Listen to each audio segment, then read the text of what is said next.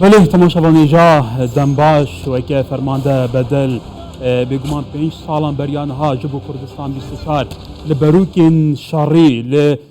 تایبتیجی چپر خانه چماندن لسحیلا گوته خانه چمینن هیدی بگمان اوه بود دستواجه که گله کی گرینگ دناوا فرهنگ خانه چماندن اراده بون و کردایتی دا سروک بارزانی لهمو حلکتن نتوی و نشتیمانی بردام ده بیجه مخانه چمانگه و ام خانه چمینین ایدی ایرو بگمان 5 سال در باز بین بسر داستان سحیلا و محمودیه شخواه پیشتر لپردیجی هبو ایدی بگمان چارچوبه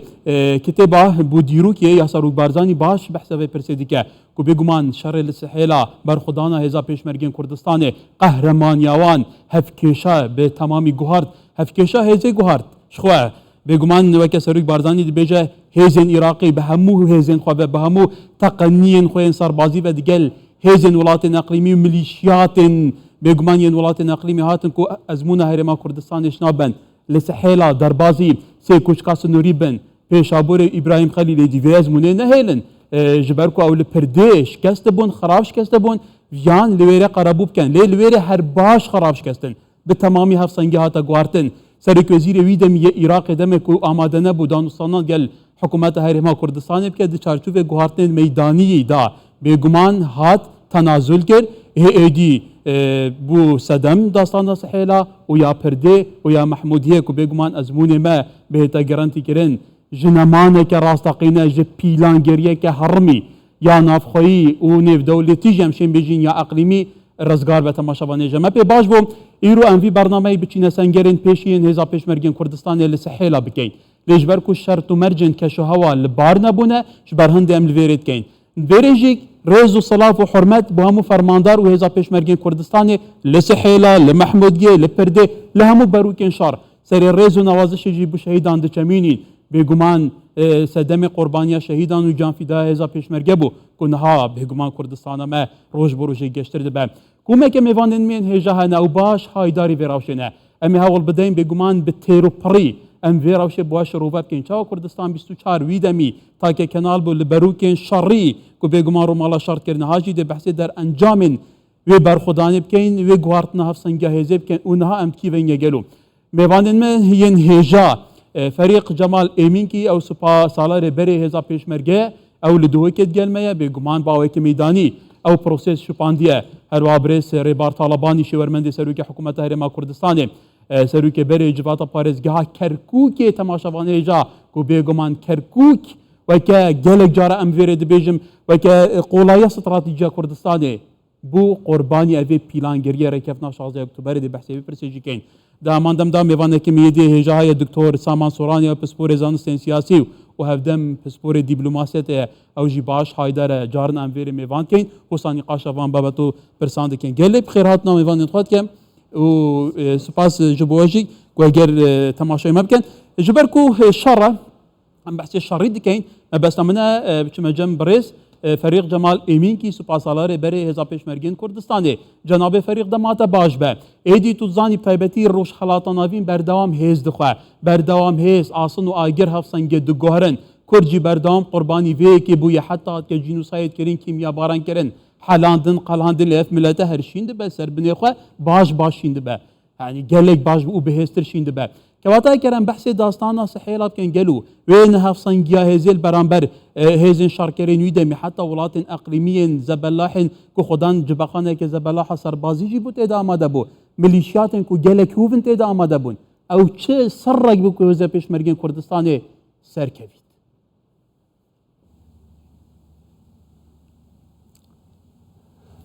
سپاس سلاف باوا بو میوان تید برس بله یا خویا طبعا پشتی احداث 16 اکتبر او خیانت 16 اکتبر هاتیان انجام داشت لای تخمه که خیانت کار به صناهی و صاباجر کرکی که وکو بجن موقفه که نچاوره کری دا تسلیم هز دانگیر کرم بوی وی سردمی طبعا غرور کامازم بو هزن عراقی و حکمت عراقی چه بو کو بوان او فکروان او بو کو او دبسانهی وانده بندی ترجی پیشرویه کن و هر وکو کرکوکی دبسانهی داگیر کن بلام قهرمانی و ارادا پولاینا هزین پیشمرگی و سرپرشتیا رزدار جناب سروک بارزانی أو بالرجا بستي أكتوبر أول هرشاوان دست بكري البرده أو داستانا برده أو بو درسك نشا هزن دا گیر کردایو دا بابتوانش ناف برین و هزتوانش ناف برین و نشان بسته که بینه پیش بره اورا پیشمرگه وان محور دی وان سنگری سرجی زور برز ببو او بو روژا 24 هیوه محور تلسکوفش دست پیرشا خوی که لویرش هاد نتش کاندن محور مخمورش همان روش دست پیرشا خوی که هاد نتش کاندن او بو همه هیزند خو یت امنی یت سربازی و یت میلیشات دوارا زمار و ربیعه تحشد آخون ویل دست بکر همه جورین چک و آلیات خود پیش کفتی کشلای اولاد تفایمان و تسلیم لشکر عراقی کین و منطقه کون کرن و روژا 26 هیوه دو محوره با دست پیرشا خود کرد محور زمار برف صحیلا و محور ربيعة برف محمود يبا برف صحيلة كو هيد محور صحيلة بجهنا يكو دو برف سنوري سيقو شا سنوري بچن بران غير إرادة پیشمرگی و قهرمانية پیشمرگی برابانية پیشمرگی هذا كتا مرجع بيكري اگر براورده كان بكنا بين او امكانيات ما اینو كيزن پیشمرگی او امكانيات كو دست هزن داگیر کرده هیچ براورده کنایت اکرن تنها اراده نبید خوراگیری نبید و سرپشچه جناب سویک بارزانی که اوه شورا که مصر دا هزین پیشمرگی که شن خورا بگیرن سر دست چندین فرمانده پیشمرگی قارمان که گیان خود کرا قربان و افدستانه حتی تومر کرن و حدی با غرور دجمنی حتی دانند وی شری دا که وکو شرک یک لاک رابو شرک بو که برگیری بوش سروریا کردستان حتی پارستن کیان کردستان سر دستوان قارمان حتی پارستن الاسپاس جدا به فريق وكورتيك بسر داستانا السحيلة تماشا نيجا شوندا مي بيتر بحث امكانيات هزا پیشمرگین کردستان بکن او بگمان خواندنا یه مقابل جی که بو امکانیات هزا پیشمرگین کردستان ایراداوی شیواز تکتیکاوی یاشار کردن لپشتی وان شاران کو توازنا هزه به وی هزا کنه بر دبرجوان دی خدا گوری شوندا مي بيتر دیگه جناب فريق و پرسی بحث کن میوانن مستودگی کاک ریبار طالبانی راوشکاری سروکی حکومتی هرمی کردستان کاک ریبار تو زور باوردی آگاداری روداوکانی 16 اکتبری اگر ما لروی سیاسی و هالسانگاندن با هم پرسب کن البته لروی سربازی و که فريق جمال باسی کرد لروی سیاسی و داستانی سحیلا چه دست کردی که ابو بکرد پێشەکی سڵاو و ڕێز بۆ سەرجەم پێشمەرگی قارەمانەکان بە تایبەتی ئەوانی کە بەرگریان کرد لە 16 ئۆکتۆبر لە هەموو میحوەرەکانەوە و سەری ڕێز و نەوازش باشتی بەرین بۆ شەهیدانی بزافی ڕزگاری خوازی کورد بە تایبەتی قارەمانانی بەرگری لە 16 ئۆکتۆبر ئەوانەی کە ڕوحی خۆیان پێشکەش کرد لە بەرەوەی قەواری هەرێمی کوردستان و خۆی بمێنێتەوە لە سنووری دەستوری عێراق و پێشووتریش وەکو مێژوویەکی خەبات لە 100 ساڵی و قوربانیدان طبعا بەرگریکردن و داستانی سحێلە و مەحمودی و مەخمور و پردێ ئەڵبەتە دووبارە ئەو دەرسەی کە هێزەکانی یان سیستەمی و نظامی عێراقی تێنەگەشت بوو لە 100 ساڵی ڕابردووە کە بەداخەوە کە دەستیان پێکرۆ بە چەسانەوەی ملەتی کورد و هەوڵدان بۆ سڕینەوەی لە ئەسنامەکانی جارێکی تر سەریاندا لە کێوی شاخەکانی کوردستان و ئەمجارە لە بەرگری پێشمەرگی قارەمان کە وایان زانی ئەو پێشمەرگانە بوون کە ئەوان نەبووایەن داعش هەموو عێراقی گرتبوو هەرو پێشمەرگانە بوون کە مووسڵ و ئەو ناوچانەی عێراقیان کە لە چنگی درەندەترین با بڵێن تیرۆریست ڕزگار کرد بەداخەوە بێوەفایی لە جاتیوی کە سوپاسگوزاریان بکەن خیانەت و دووبارە هەمان ئەزمموی حکووماتی عێراقیەک لە دوایەک دووبارە بووە بەداخەوە جا لەبەرەوە ئەو هێزانە ئەو داستانی کە تۆماریان کرد ئەوە بۆ جارێکی تر بۆ 100 ساڵی تریش بێت دەرز بێ بۆ هەموو حکووماتی عێراقی کە پێشمەرگە بەردەوام نمونەی فیداکاریە نمونەی ئەوەی لە پێناوی خاکەکەی مستعددا بڕوحی خۆی بە خوێنی خۆی لەو قوارێ بکە هێزێک بەس هێزی عێراق نەبوو بێژگە هێزە فەرمیەکانی عێراق هەموو یەکەکانی هێزەکانی عێراق حتا گرۆپە وەلایەکان حتا هێزی ئیقلیمیشتیا بوو چه حکوومەتێکی بەهێزی ئەقلیمی چه ملیشاتێکی بەهێزی ئەقلیمیشتیا بوو کە دەست لێوەردان هەیە بێگومان لەناوە هەموو هاوکێشە توندانێکە لە ناوچەکەدا هەیە بوو ئەوان بەشدار بوون من بۆ عدێکی زۆر تاریخی پێش لە 100 ساڵ بۆ جێڕمەوە لە 1946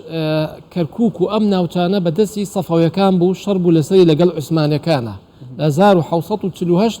دوایەوە کە ئەو هێزە شکایە هێزە سەفەویەکان گەڕایەوە دەست عوسمانەکان بەداخەوە یعنی لە چوارچیوەی ئەم پرۆسەی نەگریسەی کە حکوومەتی عێراق و ئەو نەیارانەی ملەتی کورد کە لە ئەیانوی ئەو قەوارەیەکە نەبێنێ کە هەمویان بەشداریان کرد ئەیانوی جارێکی تر ئەو ڕابردۆ بگەڕێنەوە جارێکی تر بۆ حەڵەتە قەدیمەکەی خۆی بۆیە بەیانی ئێمە بە ئینمانزانی کە کەرکوب جاروا هەیە هەندێک دەوڵەت بەشێک لە ویلایەتی خۆی دائەنات دیفاعی لێ نەکرد تەسلیمی ینی عوسمانەکان تەسلیمی سەفەوەکانیانی کرد جا لەبەرەوە هەمویان و عەبادی ئەگەر تەسیحەکیمان لەبیر بێت وتی ئێمە 3 مانگ پێش ئەوەینا بابێن مخابراتی عێراق و ئێران و تورکیا اتفاقمان کرد کە ئەم هینە لە ناوبرین ئەم پرۆسەیە و ئەم قەوارەیە لە ناوبرین یعنی شتێکی ئامادەکراو بوو بۆیە هەمویان بەشدار بوو لە نەفسیشتا و ئەتوان بڵێم بێدەنگی نێودەوڵەتی زۆربەی لەبەر ئەوە نەبوو کە بڵێ کە گڵۆبی سەوزیان هەڵکردبێ بۆ ئەوشانە چونکە ئەوان جێنا ئەستیقراری منتیقەکەن هەتا ئێستاشی لەگەڵا بێ ئەم هەموو اتفاقی نێودەوڵەتیان ناکرێت بە ڤێننا و بە غێری ڤێننەوە هەر لەبەر ئەوەیە کە حەدێک بۆ ئەو ڕژێمانەدا بنن کە ناوچەکە ئەو ڕژێنن و ئەیانەوێت ینی نائارامێت دروستکردن ئەستیقراریەک جا لەبەر ئەو کاتەش پێشمەرگە نمونە و سمبولی دیفاعکردن بوو لە هەموو جیهان خۆ کاتێمە دیفاعمان نەداکرد لە عێراق و لە ناوچەی شەرقل ئەوسەد هەموو جیهان چاوەڕێ ئەوەیە کرد کە پێشمەرگە ئەو هێزە درڕندەیە لا بەلا بکاتەوە توانیشی بەڵام بەداخەوە کوتت پیلانێکی زۆر قێزەون بە دژی ئەو کەسانی کە بەشێک بوون لە ئازادکردنی دنیا بەگشتی و منتیقش بە تایبەتی هەڵبەت دکتۆر ینی ئێمە ئەو هەموو بیارانە ڕۆمانمان کردووە زۆر ئاگادارین بە شوەیەکی مەیدانی چی دەگوزارە ئێوە زیاتر ئاگادارن لەوانەیە پشت پەردەی خوێنەوەی پشت پەردەتان هەبێ بەوان بابەتانە هەڵبەت لە بینی دوو لایەنی سیاسی دوو وڵات هەرچونێک بێڕێکەوتن بگرێت حتا دوو کەسیش ئەم ڕێکەوتنە بەرژەوەندی هاوبەشی تایە یعنی لە چارچێ ئەو ڕێکەوتنە کە لەسەر کەرکووک و ناوچە کوردستانیەکان کرا حتا ئەزمموی هەرێمی کوردستانیش لە مەترسیەکی زۆر جدیدا بوو ئەو لایەنە ناوخۆیانە کە دەستیان هەبوو لەو ڕێکەوتنەی 16 ئۆکتۆبەر چیان دەستکەوت چ قازاڵجێکیان کرد سەرەتا وەکو هەمیشە سەروی ڕێز و نەوازش بۆ شەهیدانی ڕزگاری خوازی کوردستان بە تایبەتی شەهیدانی سەحێلا کە تیایەندا بەرپرسی لقی حەفدەی تیا شەهید بوو کاک وەحید باکۆزی و هاوڵانیشی مای خۆشحاڵیشمە لێرەوە دەستخۆشی لە جەنابی سەرۆک و فەرماندە مەنسوور بارزانی بکەم کە سەرپەرشتی و بەڕێوەبردننی ئەو جەبهەیەیان کرد و ئەو سەرکەوتنە ئەفسانەیان بەدەستهێنا دژ بەو پیلانەی کە جیاڕدرا بوو بەرامبەر بە هەرێمی کوردستان بە مەبەستی نێشتنی قەوارەی هەرێمی کوردستان ئێوە خۆتان دەزانن کە لەناو ئەم عێراقی کە ئێستا هەیە کە ئێمە لە پاش 2023 هەوڵماندا کە بەشێک بین لە عێراقێک بە شێوەیەکی ئەرێنی بنیاد بنین بەوەی کە پێکەوەی یەک هەبێ هاوبەشیەک هەبێ لە نێوان گەلی کوردستان و باقی عێراق و ئەو بڕیارەش کە درابوو بەو مەبەستە بوو کە عێراق دووبارە بە شێوەیەکی دیموکراتیانە بنیاد بنێرێتەوە بەڵام بەداخەوە ئەلبەتە بە هۆکاری ئەو سیاسەتە هەڵانەی کە لە بەغدا هەمیشە ئەنجام دەردرا و بە هۆکاری ئەو تەبعیەی کە تا ڕادەیەک بۆ دەرەوە بۆ هەندێک هێزی هەرێمی بووە بۆ ئەوەی کە تا ڕادەیەک لە ناوخۆ ئەو کێشانە کە دروست بە یەکێک لەوانە لاوازبوونی حکوومەت و کشانەوەی لە ناوچەی مۆسوڵ و دروستبوونی دەوڵەتی داعش و فراوانخوازی پەڕگیرەکان با بڵێن ئەوە وای لێ کرد کە جەنگێکی ناعادیلانە و هێرشبەرانە ئەنجام درا بەرامبەر بە هەرێمی کوردستان بەرگری کرد وەتوانی ئەفسانەی داعش تێک بشکێنێ ئەوەش بە هێز و بازووی هێزی پێشمەرگەی قارەمانی گەلی کوردستان بوو بەڵام بە دڵنیایی و جەنابتان ئاماژەتان بە کتێبەکەی جەنابی سەرۆک کرد کە بۆ مێژوو نووسراوە لە لاپەڕە ١٩ ئاماژە بەوە دەکا کە پێش ئەوەی کە ئێمە ڕێفەراندۆمش ئەنجام بدەین پیلان هەبووە بۆ ئەوەی کە هێرش بکرێتە سەر هەرێمی کوردستان و ئەم قەوارەی بەم شێوەی کە ئێستا هەیە لە ناو ببرێت ئەلبەتە لە لاپەڕە ١٧٠ ئاماژە بە داستانی سەحێلە دەکات و بەو هەتا ئەوەی ئەو کەسێکی وڵاتێکی ئەقلیمی بوو سەرپەرشی شەڕەکە دەکرد و بریناری دەتوانین با بڵێن بە ڕاشکاوی باس لەوە بکەین کە بۆ نمونە کەسایەتی حزب الله تیا بووە و پاسداری تیا بوو کە سەرپەرشتی کردووە بە ناوی سید فڵانی ئێستێمە نامانەوە لێرە بچینە ناو تەفاسیلەوە بەڵام ئەوەی کە بە نسبەت ئێمە گرنگە چۆن بەسەلەن حکوومەتێک لە عێراقا دەستی تێکەڵ دەکات لەگەڵ هێزێکی هەرێمیە بە مەبەستی لە ناوبردننی قوارەیە کە بەشێکە لە پێکهاتەی عێراقێکی فیدراڵ یعنی ئەمە بۆ ئێمە هەمیشە جێی پرسیارە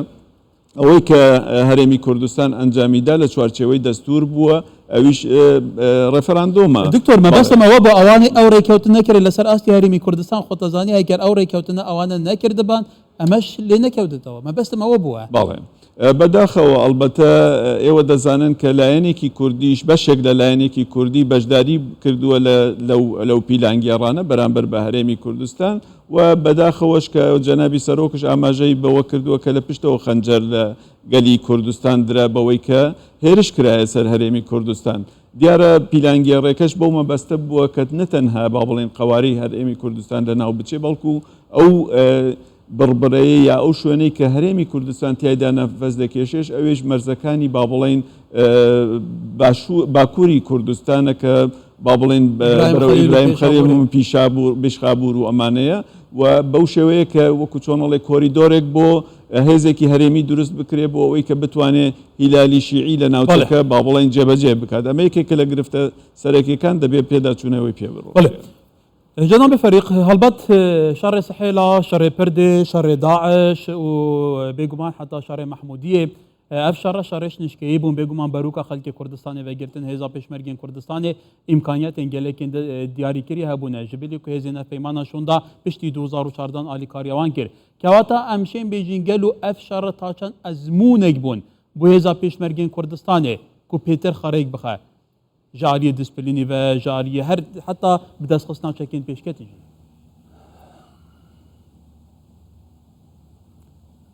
بله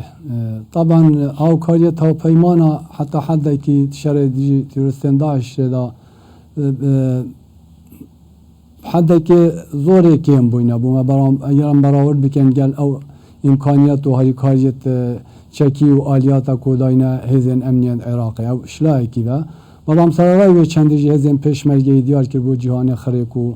براوانیا کا به نشوان دا براهاتی کردن و هش خانقین و حتی کو شنگار نزدیکی 700 کیلومتر او دبر همیات نرزگار کنش سر دست هزین پشمرگی و سنگرسازی کا باش وری هاتی کردن بلام وری جوازیه که او شرک مدگل تیروستان دا شکری شوی کی بو بلام شرط گل کتل گل دولت که شوی کی تراج بروی چنده اگرم صح کنی پشتی حداث 16 اکتبر هزین پشمرگی سر امر قیاده زوربای وان دبر هات نبکشان کو سنوره که زور درش کو بو شرط تیروستان داعش گرد بو بلام فرق بود ویا با ام حدود مسئولیت سنور سنگرت خو ام تحدید که بخینه و ام وان سنورا کرتلی کن دا کو هزین پشمرگی بشین برگیریت وان سنگره دا بکن او بو هزت خو مجده برا شنگاره و حتی کو اسکی موصل بکشان تقریبا 200 کیلومتر بود رجا جبهوان ما اینانت 40 کیلومتر دا او بو شر سحیلا توی شری دا سرای او امکانیت کم او چکی کیم یه دست هزین پشمرگی دا برام هر کو ما ماجه پیکری او را برزه هزین پشمرگی او سربورو تجارب شر تیروستان داعش دا کو اورا پشمرگی یا برز بویا هر وسا سرکفتنید شر تلسقوف و پرده دا هر وسا اورا کا بس و پشمرگی چه بو او بو اراده کا بس شامبرگیری کا بیونش وان براوانیش و دوره بکن و مرا ما دجمنش تنها او نبو بین سه گوشه سنوری ترکیه و عراق و سوریه مرا موان زیادتر بو کو ببجهان ابراهیم خلیلاش ده اشارات موقفه که تدم کلوی سردمی پشتی شر 26 هیده کل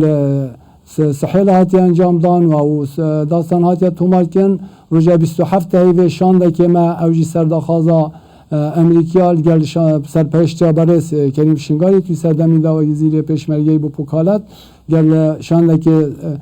فرماندت پشمرگی میسل گل سروکرکان عراق و چندین وفد وانی سربازی ویر کومبون نوینر امریکا جیل وی کومبون ده حاضر بو هم دیسانه که عراق ویر جیش غرورا خو نهاد بخاره و مصر بون کو بین وانجها هم یا بگیرن چند نقاط دابونه دست وان لجنامه یا سرپرشتی کار کو اف نقاط بین جیب جکن همان نقاط پیش بون وان دبرین دیتر او بو پشتی چند روزه که دوباره رئیس ارکان ها سردان که دبری کرد امر قیادیان گلوان چون دبر سحیل حتی گنده شیبان هر روزا بو منطقه سیمال کاش پشتی زفری نو جارا که ایترهاد نو داخواست کرد کل گل بچین حتی ابراهیم خیلاش دیسانه که قیاده موافقت کردن گل رئیس ارکانی گل وفده که وای سربازی چون ابراهیم خیلا ویره دی اشارت تشتکی دم کلویر حکمت عراق بشری چه بدز ونینا یا با درو اعلام بجا بلاو بکاتن خلک خو قناعت پی بکات کو سر کفت نای ما رئیس ارکان سوارت خوب گل وفد وان گهاند ابراهیم خیلا اوان اعلام این آخر کلی سردمی رئیس وزرای و رئیس ارکان قوات کا جبار و گشت ابراهیم خیلا و چه اگر جبونه بون چه اساس جبونه بون ویرجی که پشت زفرینه و اوان چند مرمه کبونه اوان مرمایل بو کو سردان فاصله که خوب کن کو در بازی ترکیه کربون اولویه که هاتون اگر هاتون گشت ابراهیم خیلا او فاصله اوان به داخل ابراهیم خلیل بیتونو اداره منطقه ورگیریتن هر وسوان استطلاع که دبرجید کرد هر کو معلومات گشتین ما پشت یا زفریه و رئیس ارکان موقف درستی جهان قیاده خو که وقت دبردیتی وسا موقف جهانده که اگر قواتت ما بچنجید توشی شکسته که مازم بینم چه سرکفت نجیناینین او جلوی رجی انسانه که حکمت عراق غرور آن ها تشکاندونه او بو شمیله که بات راستان ولی البت جناب فارغ پیوسته مروف دم بحث داستان صحیح و محمودیت کرد حمایه بو لشکر روش جی بکد کوان جی بگمان نبرگی که قهرمان کرد حتی شیجی در زینوان ده بون بریندار هبون و ده من دم داوی کتا گوتی به سرپرشکار راستاخوی سروک بارزانی و سرپرشکار میدانی فرمانده منصور بارزانی بو البت ایتر توازنه هزل بره هاتا گوارتن لگل و هین پیش وقت آگادار بون که حکومت عراق فعلا نیتا که بوی آوائی هیا کو جاران بگومان گلک جاران هزا پیشمرگه و هزین عراق پیک و شر داعش کرن بونمونا پروسس آزاد کرنا میسله يعني وهزر كيركو أفا نياتا كوانيا خرافية بفي أوايش نشكي حتى أو درجة جبهة وتزاني جوان سنجران 5 كيلومتر بو وبرات كربون بردام هيرشتنا اكيد بو رزگار کرنا مثلش اگر هزین پیشمرگی نبا نهاری کاری هزین پیشمرگی نبا کو جناب سروک رضامندی دا کو 3 منطقه هزین عراقی بین ناب خط پیشمرگی دا داخل ببنو منطقه تحشد بو مثل چکن مخمور بول رخ خازر بول رخ صدامی سلف هر سه جهه پیش خط پیشمرگی هزت خوینان تحشد خوروان دا برای کرد و هلا پیشی سردست هزین پیشمرگی هاتش کندن اوجی شادایی پیشندیدن حتی کو جناب سروکی رضامندی دا و برجاده کو اگر اون دا خواست بکن ام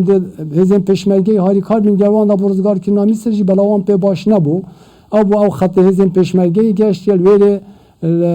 اتفاقیه که بود که ناف برام وان دا کو پشتی او خط تماسی او خط هلهی هزین پیشمرگی پیشی هفته ده 2016 هزین پیشمرگی ده اگر بچینه پیشی او هزین پیشمرگی پشتی رزگار که نامی سر زفرنه اوی خطه بلام اوان خلوی خط جینه گت رازی نبون پشتی 16 اکتبر او بو همی گوران کاریز موقفی ده ها تکرنو غرور ای بوان چه بو بلی هم تا آگادار بون پشتی الپرده وان دست پیرشکی 16 اکتبر آتینت کرکو که دو یا پرده دست بکری بلی تحشدات تو واضح بون خونبون تو آتنا چکی و آلیات تو دبابات تو به دبر زمار دبر ربیع بلی هم تا آگادار بون هزین پیشمرگی شمیل اکی و آماده کاری دا بون و شام بلگیری که ببینن انجام دادن بله لشکر روز همین او هزین بجدار روی دوره وان هزین بجدار روی فرمانده دوی که و همین هزین روی همین بجدار بون هموا و کو بیشن داستانک تومار کیا ببینن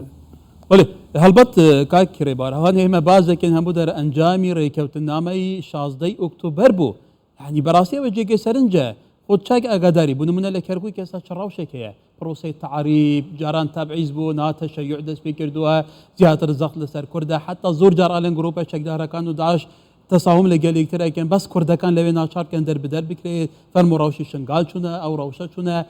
يعني بيتوانية هندك عقليتي سياسي هي هندك عقليتي سياسي بتايبتي زور جار باس وكي لها رمي دا صلاتي هندك لايان دا كلواني تجر أزموني سياسي باشنا به نازاني چون قيادة روشة كبكا كممكن جاري كدي كامريكا وتنامة دوباره بيتوا والله من أويك يعني كويك بحكم كما تماس معني لقلب عقليتنا شو كركوكنا وشكردستان كان إما بردوام لقلب عقليتنا روزانة أجين يعني أويك إما كخوما نونا هريمي كردستان وقوارة كمان لبدر وجستان ودس بيكاتا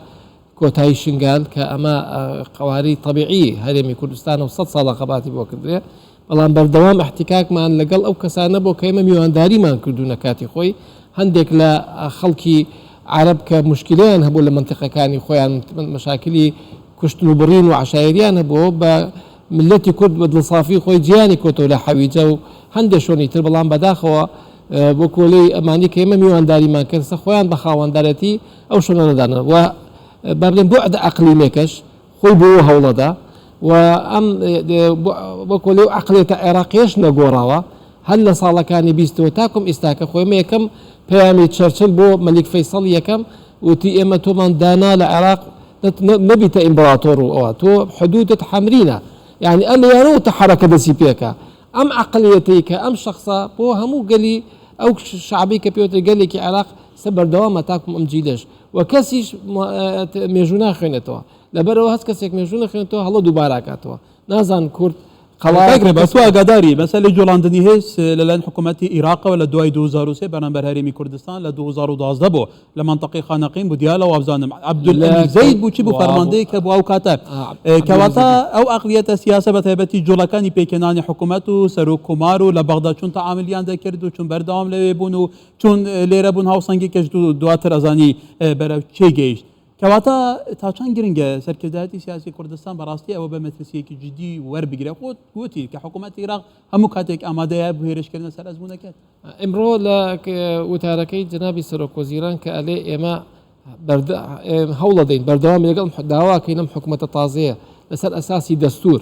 چونکە ئێمە ینی هیلاک بووین ئێمە باسی دەستورەکەین بەس ئەوان کێشیان ئەوەی جۆ بە دەستور نادەن ئۆپراسیۆنی دجلە هەمومان لە بیرمانە ئۆپراسی دجلە کە هات نزیک بۆیەوە بوو هەدەفاتەوە کات هێشتا نە ریفراندۆم هەبوو نە هیچ شتێک لە گۆڕەکە بوو نە داعش بوو هیچ شتێکە بوو بەڵام ئەو عەقلیەتە تەقەبولی پێشمەرگەراکە لە 2014 لە مانگی 4 لە دەی 4ەوە کە هێزی پێشمەرگەر نەبووایە ئەو ناوچانە هەر هەموو سقووتیە کرد هەموو ئەبووە داعش هەم عێراق وەکو مووسڵ و ئەمبار و فەلوجە و دیالە و تکریتی لێ هات بەڵام ئەوە پێشمەرگە بوو نێشت ئەو هەیبەت و ئەو سیادەتی عێراق کە پێوترە سیادە بمێنێ بەڵام ئێستاکە کە ئەو عەقلیەتی عێراقیە وەکولی تاریخ ناخوێنێتەوە دووبارە خۆی ئێمە لێیانە بووین و کاتە لە کردوکی شتێک شوێنەدا هەموو ڕۆژەکە هاتن یانوت کەی پێشمەرگە دەرەچێت یعنی وەکو ئەتوت کە ئەنەما پێشمەرگە بەشێک نییە لە مەنزومەی سیستەمی بەرگریکردنی کە لەدا و دەستورە چەسپێنراوە کە پێشمەرگە هێزێکی دەستوریە بۆ بەرگریکردن لە ینی شان بەشان هێزەکانی تری بەرگرینە حکوومەتی عێراق ئەوە ناخوێنەوە ئەوە نەتاکم ئێستاکە هەروە ئازان پێشمەرگەی جارانە و ئەمان حکوومەتن دایمە شەڕ لەگەڵ پێشمەرگە بکردێ بۆی نائستەقالێت لە عێراقا بسڕنەوە دەرسیان تێنەگەشتون ئێستاکە هەندێکیان وەختە لە بیدایەتەوە گەویرتان بێ بە تەمای ئەقلیمێکی شیعی بوون دوای ئەوەتیان ناوەڵە کە زانیان حکوومەتە دەستیانەوە سنیانێش یەکەم قۆناغ بە سونە دەستیان پێکرد دوایات لەسەر کە سونیان تەصفیە کرد ساحەکەیان بۆ چۆ بوومجا عینی دووەم دەستی پێکەن خۆیانن خۆ دەبینی مەسەلەی پێکێنانی حکوومەت و چارچوەی هەماهنگگی و ڕاوتی سەدەرچی بەسەریەک حتا خوێن لە بینیان ڕژاوە ناوڕۆژی عێراق وەڵێ دکتۆر هەڵبەتە خۆتەزانی زۆربەی هاوکێشەکانی ڕۆژهەڵاتی ناوەڕاست بە جەیک بەهێز بە ئاگر باسن یەکی لا دەکرێنەوە خۆشتان باش ئاگادارن ئەگەر هەرێمی کوردستان خاوەن هێزێکی پێشمەرگەی توکمەی فیداکار نەبایە و خاوەن سەرروکێکی پێشمەرگە نەبا کە بەردەوام لە سەنگەرەکانی پێشمەرگە بۆ چی بەسەر ئەم خەڵکە دەهێنە بە تایبەتی مەسەلەی داعش و حتا ئەمانەش کەواتە لەم ڕوویەوە تا چەند گرنگە هەرێمی کوردستان زۆر ینی وەکو مەبدەیەکی استراتیجەمە لە بەرچاو بگرێت هێزەکانی خۆی تۆکمە بکە ڕێک بخە خۆی ئەوە یەکێکە لە خواستەکانی هاوپەیمانانی کە عێراقیان ڕزگار کردووە کە هێزی پێشمەرگە یەکگرتوو بێت تۆکمە بێت و ئەلبەتە هەوڵش هەیە و ویستش هەیە بۆ ئەو شتەی کە هێزی پێشمەرگە یەکگرتوو بێت خۆشبەختانە لە کاتی شەڕی داعش و پاش ئەوەش هاوپەیمانان توانیان مەشق و ڕاهێنان بە هێزی پێشمەرگە بکەن و هێزی پێشمەرگە توانیوێتی سوود لە ئەزمموی دەرەوە وەربگرێت و تا ڕادەیەک ئەمڕۆ بە بەراورد لەگەڵ 2014 کاتێک کە داعش هێرشی هێنایە سەر هەرێمی کوردستان پێگەی پێشمەرگە بەهێزترە بەتواناترە و دەتوانێت بە باشترین شێوەش بەرگری لە ویست و ئیرادە و خواستی گەلی کوردستان بکات ئەمە لایەکی بابەتەکەی لایەکی تری ئەوەیە کە یەکگرتوویی گەلی کوردستان دەتوانێت ببێت بە فاکتەرێکی تری بەهێز بۆ ئەوەی کە ئیرادەی گەلی کوردستان بە هیچ شێوەیەک وەکو چۆنەڵێت دەستکاری نەکرێت و نەلکێنرێت بە شتی ترەوەک و لە هەمان کاتیشە بەرامبەر بەو خواستانە یا ئەو ویستانەی کە با بڵێن کە گڕێبوارش ئاماژەی پێی کرد لەلایەن بەرەی شیعەوە بە مەبەستی ئەوەی کە زۆرینەن و بتوانن دەست بەسەر هەموو عێراقە بگرن ئەوە نەمێنێت. ئێمە دەبێت پێویستە لە ناوخۆ زیاتر خۆمان یەکڕیز بکەین و لە ئەمان کاتیشە هەوڵی ئەوە بدەین کە پەیوەندەکانمان لەگەڵ جیهانی دەرەوە لەسەر ئاساسێک بێ کە بتوانین بەرژەوەندەکانی هەرێمی کوردستان کە بەرژەوەندەکانی لە چوارچێوەی ئاسایشی نەتەوەی هەرێمی کوردستان پارێز بە پارێزراوی بمێنێتەوە. ئەو خۆتان دەزانن کە لە پاش ڕێفەراندۆم ئابلوقەیەکی گەورەی عێراق بەسەر ئێمەیە هەبوو و ئابلوقەی دەرەکیش تا ڕادێک بوونی هەبوو تەواوی فڕۆکەخانەکان بەسترا بوون و هەوڵدرا وەکو چۆنەڵێت هەرێمی کوردستان دا ببڕێنرێت لەگەڵ جیهانە پەراوێز بخرێت. بەڵام خۆشببختانە بە حکمی ئەو سیاسەتە حەکیمانەی کە هەیە وردە وردە ئەو بەستەڵەکانە شکێنران و توانرا دووبارە دیبلۆماسیەت بەهێز بکرێت و ئەمڕۆ خۆتان دەزانن هەرێمی کوردستان بە بەراورد لەگەڵ ڕابردووە پێشکەوتوتر و بەهێزترە. هەڵبەت دکتۆر ئەگەرم لە سەراسی دیبلۆماسی باسکەین ئەو کاتێککە 16 ئۆکتۆبەر دروست بە ئەو کاتێککە هێز جوڵێنرا کە شەڕێکی نابەرامبەر کورد کرا کە بێگومان تانکی ئابرانس بەکارێنە کە خۆشببختانە لە پردە ئەویش تەقێنرا هەنی کومەلگای نێودەوڵەتی هێزی هاوپەیمانان ئەمریکا بریتانیا ئەوانەی کاریگەری لەسەر ناوچانە ئەوانەی کە بەشێک بوون لە دروستکردنی ئەم ئەزمونە لە چەرچەوەی بڕیاری 1688 بێدەنگ بوون حتا تعلیقێکی زۆر خراپیش لە هەرێمی کوردستانیان دەدا بوو. خۆی ڕاستە ینی یەکێک لە ئەو هەڵانەی کە با بڵێن هاوپەیمانان کردویانە ئەوەیە کە تا ڕادێک سیاسەتێکی دووفاقییان لەو سەردەمەیە بەکارهێنا یەکێک لەوانە کە بەڕێز برێت مەکگۆر لێرە بوو کە ڕۆڵێکی باشی نەیجێڕا لە ئەوەی کاردنەوەیکی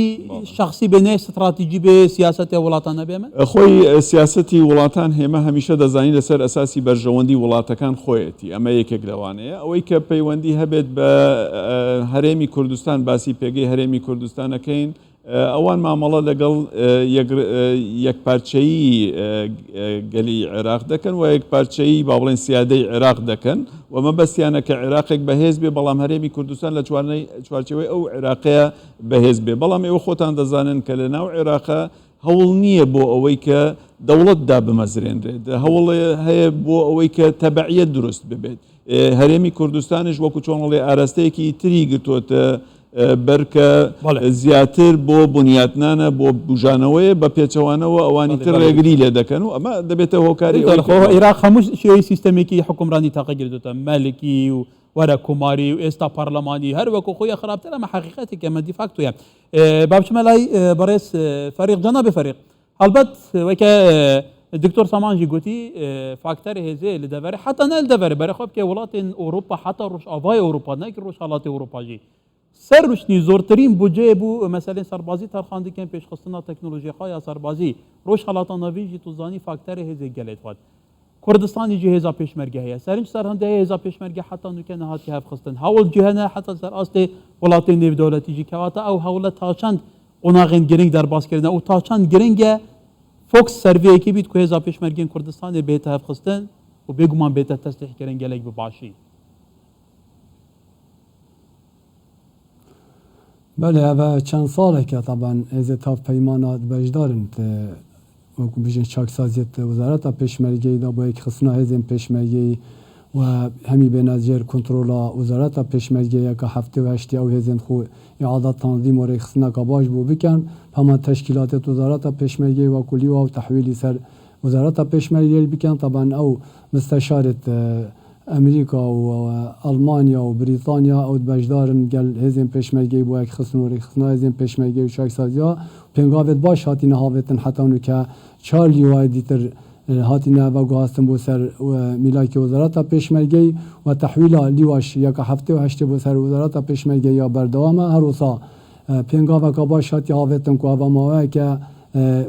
ئیسنادا ئێک و ئیسنادا دۆ ئەویش تەحویلی سەر وزارەتە پێشمەرگە بووینە وەکو ڕێخوشکەرێک بوو بەتر پێشخستن و ڕێخستنا هێزن پێشمەرگەی هەف پەیمانیش گەشتنەوێ قەنەعاتێک و چاکسازیەکە باشە و وەزارەتە پێشمەرگەی تێتەکردن و ئەف چاکسازیەش داوبەردەوامیت هاتە هەمی هەستێنە ڕێخستن و هەمی تێنە ژێر کۆنتڕۆڵە وەزارەتە پێشمەرگەی ببیتە یەک وحدە حسابی و یەک قیادە و یەک سایتەرە ولی هەڵبەت جادە فێرێخت و دیکەل پارێزگەها دووکێ ئەڤژ دەبیتە بله ببورة تظني بارزجا دوكي روبروكم كتحديات امني وتداخلات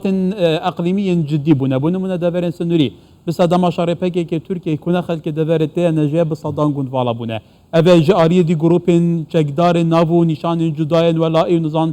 گلك شانا چارچوبه كي ياساي ورگتنا لشنغال وروشا شنغالي جي چاوايه كات همشين بيجين قالوا حتى فيجا بيجي متسيا كجديد سر هرم كردستان جاري سربازي و بيست همي دما یک جا وگری بینه تو شاربین؟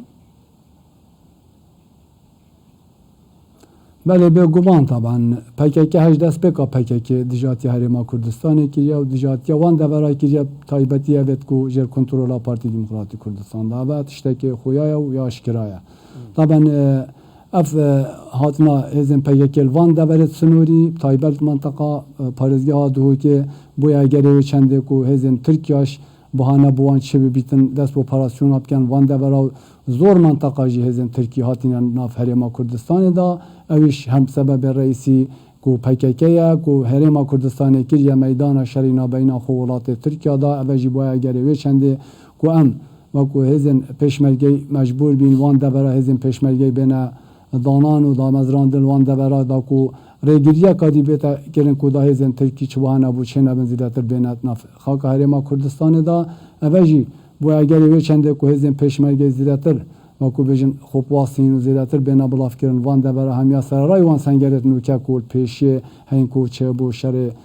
دیجی تروریستان داعش و هم اروا برابانی هرما کردستان وان دبرا زیدا باری ارکت خو اف ارکه پکیکش باید بارگیرانی یک بهزن پشمرگی کل دور سنوری هاتین دانان گل هزت سنوریت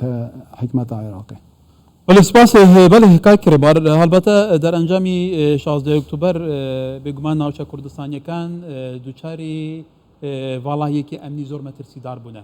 بگمان جموجولی داعش دست فکر دو گروپی تری عجیب و غریب هیا چکی باشیم بدست ویا بکیفی خان دپاقین نیتر لهشون یک دادن زور جار بگمان مترسیه که جدی نبود سر هریمی کردستان حتی ریکوتن لبین حکومت عراق و حکومت هرم یبون من راوش شنغال ام ریکوتن جبه جنا کرد دولی وای هاو باش بگنا هنرید كواتا لم شارچوه لم سرو بندیا تا چند گرنگ هریمی کردستان اما بکاتم اولویتی که گرنگی حتی دانوستاندن لگل حکومت عراق که امن ناوچانه روشكي ياساي بكريتو بتايبتي لوري امنيه بأما ما لبير نتشي جاري الوضع يعني بارودوخي كركوك وناوچا كردستان كان لبارودوخي كي نا دستوري ونا ياساي لدواي 16 اكتوبر وبداخل دواي 2005 شو او بارودوخي او ناوچانا نا دستوري لبرو من بروجيكم پێشکەشی جەنابی سەرۆک وەزیران کرد بۆ هەموو وزارەتەکانیش تا ئێستاکە لەگەڵ سێ سەرۆکایەتی و 11 وەزیر مناقەشەمان کردووە کە نابێت حکوومەتی فیدرالی تاکراوانە ئەو ناوچانە لە ڕووی سیاسی لە ڕووی دەستوری لە ڕووی یاسایی لە ڕووی ئیداری لە ڕووی مالیەوە نابێت تاکراوانە ئیداری بکە يعني بۆ نمونە مثلا ئێمە جاران ئەماوت لە شەریکەی نەوتی باکوور لە 14,000 فەرمانبەر 500 فەرمانبەری کووردە مثلا ئەوە لە ڕووی دەستوری نامەنتەقیە چونکە لە ڕووی ئیداریەوە مەسەن باسکەین فهەلی کار ئەبواە ئەو 14,000 فەرمانبەرە 7,000 حکوومەتی هەرێم دەستنیشانیکە بۆ سیفەتی کە کەرکووک بەشێکە لە هەرێمی کوردستان یعنی ڕاستە ئێمە ڕازی بووین بە دەستور وەکو عەرەبە لە عن مضف يعني بناخوشيكوا اجينا ابوا سنوري اما دوباره وكو اتفاقي سيفر ابوا لبدر الجسام دسي بكره تاشنقال ابوا اما لحمرين مفاوضات مع لقل حكومه العراق ده ابوا لحمرين ودستور ما بنوسياته وبلان بداخوا لقلوا كيما نيت من دوباره دا كي تشانسك من دا حكومه العراق من ورن بابيكوا حكومه العراق بنظام فيدرالي بريكين لروي سربازي ومن او نقطه باسيه كم يعني تاكو استاكا وزارەتی پێشمەرگە من ئەو پرۆژەیەم بۆوانش نردووە مەفروزە 1050 کیلۆمەتر بە مناسەفەتەن تا جێبەجێکردنی مادەی 140 چکە مادەی 140 جێبەجێکردرا ئەو کاتە ریفراندۆ بەبێ خەڵک ناسنامەی خۆی دەستنیشانەکە بەڵام تا ئەو کاتە بووی نییە ئەگە دوو فەریق دوو دیوە هەبێ بێ لیوایەکی هێزی پێشمەرگە بێ لیوایەکی حکوومەتی فیدرالی بێ ئەگە دوو فەسیلە بەبێ وای لێ بکەن ئەمە بە کەیفی عێراق نییە خێر بە حکوومەتی هەرێمی کوردستان کە زەحمەت نەبێرە دوو لیوای با مشترک دروستکەین بۆ مەسافەی 1050 کیلومتر ئەوە هەر ینی ئەبێ وەزارەتی پێشمەرگە لە ئایندەیەکی نزیکیش لەگەڵ ئەم حکوومەتەیە سکاڵە تۆمار کە دژی لە محکەمەی اتحادی ئێمە بۆچی ئێمە ئەوەنە فەقیر بین حکوومەتی عێراقی ئێمە سەرقاڵ کردو بە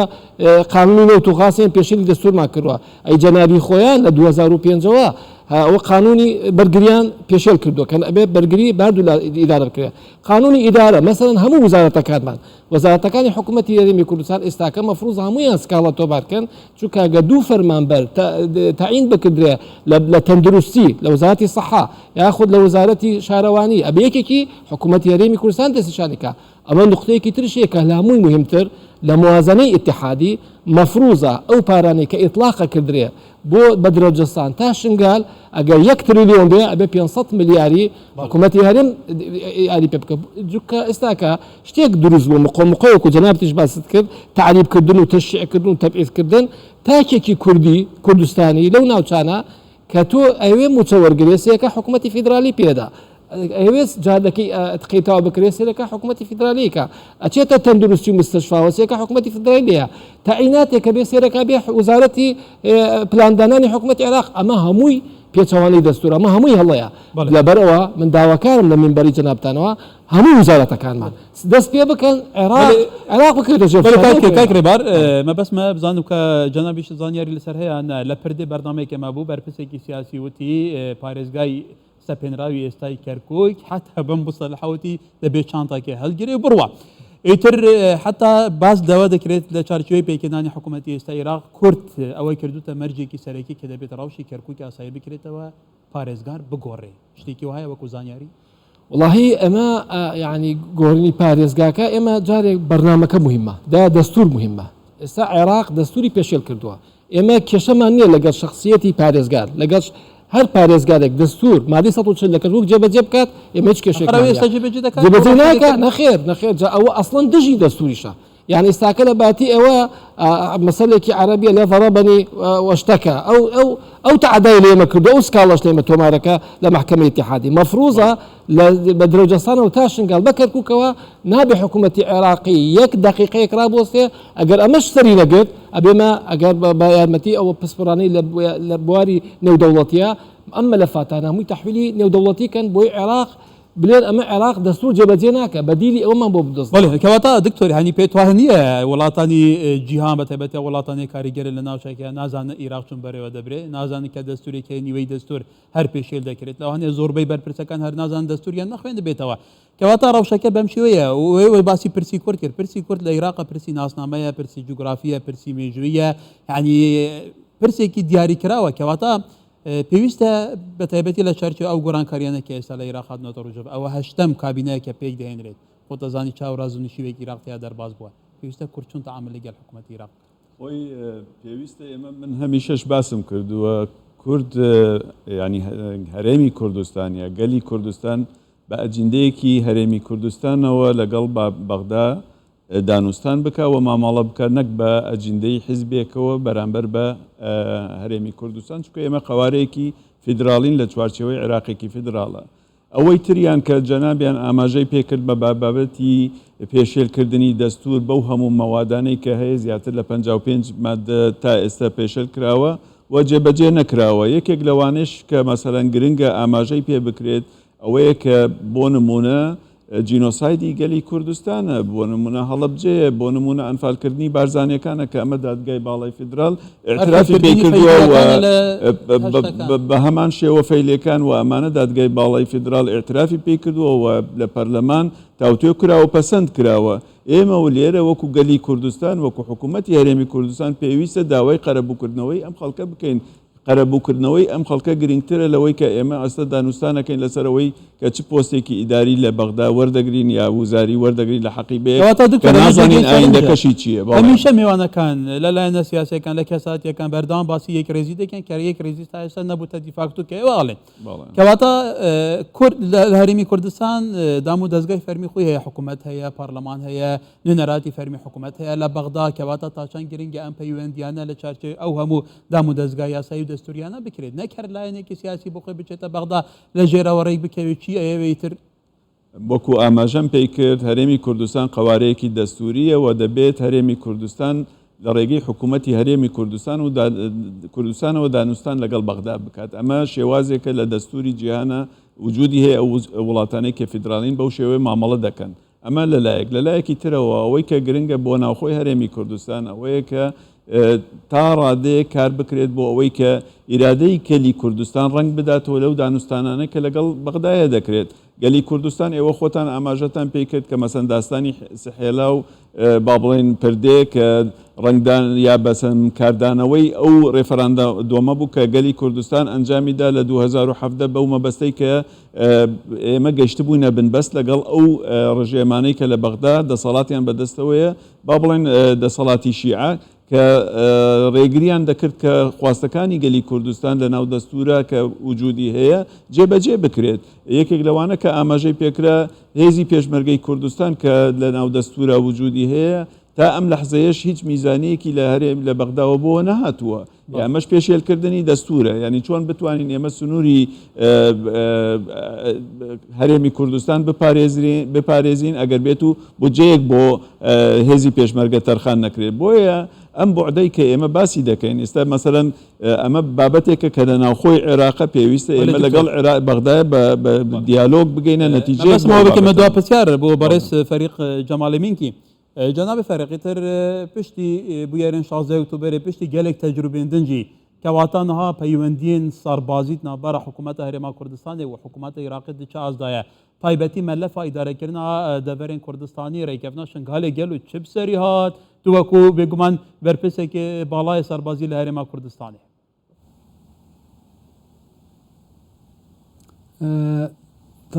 سەبارەت پەیوەندی ناوبەرە وەزارەتە پێشمەرگەی وەزارەتە بەرگریی عێراقیدا ئاستێکی باش دانا بەڵام منەل وی ئاستێک و تومحامە هەمیابیتن ئەبە بۆ نمونە ئەبەت ماوەی ساڵێکیە و دلی وایە تاوبەش هێنە تەشکیلکردن بار هەیوادە بۆ مەدان وستاندن گەڵوانکردین حتا نوکەش ئەو هەردوو لیوا نهاتینە تەشکیلکردن یا دوێش ئەو دوو لیوا بێنە تەشکیلکردن کێشەوان دەبەرێت هەی و کێشەل سەر هەی نایەتە چارەسەرکردن چونکە ئەگەرم سەرکەین چەندین فرقت لەشکری عێراقی لەوان دەبەرانە و ئەو دەبەر نهاتینە کۆنتڕۆلکردن ئایا دوو لیوایەت مشتەرەکە و دەبەردێنە کۆنتڕۆلکردن یا دوێش ئایا حکوومەتە عێراقی یا ڕژدە و ئەو دوو لیوا بێنە تەشکیلکردن حتا نوکە توێ باوەری دانینم چونکە حتا نوکە شلایانی مالی بە وەزارەتە دەرا عێراقی موافقە نەکێ هەکو هین بینیژی حکومەتە عێراقیش بەرەو گۆڕانکاریە هەتا ڕئیس وەزارەکە نیتێت وەکو بێژین وەزارەت دیفاع عێراق احتیمالە گۆڕانکاری تێدا بێنەکردن بێنە ئەنجامدان دووبارە ئەف مەلەفە دووبارە لازم دانوستاندن بێنەکردن و هەتا کانی دیگەرینە اتفاقێکیان نە ئەف بابەتە حتا نوکە نادنێ بەڵام حتا حدێکی چ گەرژیە تۆسانی ناوبەرەماواندا تەنسیقێکژی هەیە وجودا پەیمانەژی ئەوژی زۆرترشدن بۆیە چەندێک و پەیوەندیت مەلگەل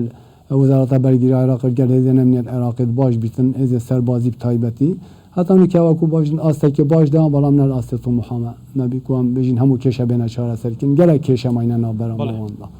بڵێ کەواتە کاکرێ بار هەکە زۆر بە کورتی ئێستا بە تایبەتی ڕەوشی کەرکووک و ڕەوشی ناوچە کوردستان یەکێن کە لەوانەیە زۆر نزیکەوە ئاگاداربی لە ڕووی ئەمنیەوە هەکە ڕەوشەکە ترێ مازانی چونە لە ڕووی ئەمنیە ڕەوشەکە چونە بس بيشو هذا كان بيك بس سرعتك يعني من دولة كاك فريق جمالك كم يعني أم والله كسا حكومة هريمي كردستان كتو تقف تقول لك الحكومة تازقي شيعي السوداني كتمنى أكيد همان أزمن دوبارنا كاتوكو أوانيتر دستور جبل جبل كده يكك لو أنا أبي برجريو وزارتي بيشمرجا لەسەر لە شنگالەوە تا بە دەوجەسان قسە بکەن یعنی ناکرێ وزارەتی پێشمەرگە سکوت بێ چاوەڕێ بێ عێراق حکمی بۆ بدا ئەبێ ئەو ناوچانە بە مەسافەی 1050 کیلومتر پێکەوە هەم دوو لیوا نابێت ئەو دوو لیوایە نابێ وەزارەتی پێشمەرگە رازیە بەداخەوە کە دوو لیواکەش تەسویفیان کردووە بارودۆخی ئەمنیەکەش بارودۆخە ئەمنیەکە ئێمە کە کاتێک لەوێ نەبووین پێش 16 ئۆکتۆبەر بە ساڵێک 200 داعش هاتنە ناو کەرکووکەوە لە بودەی 24 سعات قڕیان تێکەوت بەڵام دوای ئەوە ئێستاکە ئەو چالاکیانی کە داعشەکە لەو بۆشایی ئەمنیانە هەر خۆیان هێزە عێراقیەکان بەشێک لەوانەیە لەگەڵیشیان یارمەتیان بدەن بۆ ئیزعاجکردنی قەوارەی هەرێمی کوردستان جا لەبەرەوە ئەوە بێ بزانین خۆی تەکتیکە دکتۆرە کردووە پرسیار بوو بێ زۆر جار هەرێمی کوردستان حتا پایتەختەکەی ئێستیداب دەکرێت لەلایەن دڕۆنەکە گروپە چەکدارەوە لایە بێناو نیشانە جیاوازەکانەوە کەواتە تا چەند گرنگە هەرێمی کوردستان وەکو کاکرێ باروتی تر چاوەڕێی عێراق ناکە خۆی بۆ خۆی پشتوینێکی ئەمنی بەهێز دروست بکە خۆی ئەوە گرنگە وەکو بۆ حتا بۆ دەوڵەتداریش یەکێک لە پێگەکان ئەوەیە کە بەسەن هێزێکت هەبێت هێزەکەش تۆکمە بێت ئەوی تریان گەڕانە بە دوای سەروەری ئێمە هەمیشە دەبێت باس لە سەروەری بکەین ڕاخۆی با بڵێن سەروەری پێشێل کراوە لەلایەن هێزە هەرێمەکانەوە کە لەلایەن میلیشیاکانەوە لەلایەن با بڵێن گروپە توندڕەوەکانەوە ئێمە طبعاً پێویستە کار لەسەرەوە بکرێت کە هێزێکی تۆکمە هەبێت و لە هەمان کاتیشە ئەوەی کە گرنگە ئیرادەی گەلی کوردستانە کە توانیوێتی وەکو چۆنەڵێ لە ڕابردوو دلێری خۆی نمایش بکات ئەو ئیرادەیە پێویستە لە خوێندنگانکانە وەکو چۆنەڵێت ببێت بە داستانێک مناڵان لە پەروەردە فێری بن بۆ ئەوەی کە بتوانن ئایندەی کوردستان بپارێزن بە توانەکانی هێزی پێشمەرگە ولی گەلی سپاس بوو میوانێمین گەلێک هێژا بەڕێز دکتۆر سامان سۆرانی پسپۆرێ زانستین سیاسی و کاکی ڕێبار تاڵەبانی شێوەرمەندی سەرۆکی حکوومەت هەرێما کوردستانی تەماشەوانێجا بەڕێز فەریق جەمالی مینگی سوپاسەڵارێ بەرێ هێزا پێشمەرگین کوردستانی لە دهۆکێ هەڵبەت بە بەحسی داستانە سحێلا کرد مە بەحسی داستانە پردێکی کرد پێشترم لێ پردێ بووین مە بەحسی محمودیە کرد تەماشەوانێجا هێدی بێگومان دەرەنجامی داستانە سحێلا جارەکردن بێگومان کوردستان ئەمینە و چەپەر گەلێکی پاراستینە و گەلێکت قایمن و هیویدارین هەروسا قایمێ ببینن و سەرنجام میوانێمە بالین پەیوەندی دەرگەش بن پێویستە نەهاشوندا چ بێتەکردن گەلێکی سوپاس بۆ تەماشاکردنەوە هەر شاد بن ئەمێ هەفرەکان خۆ ناچەبینن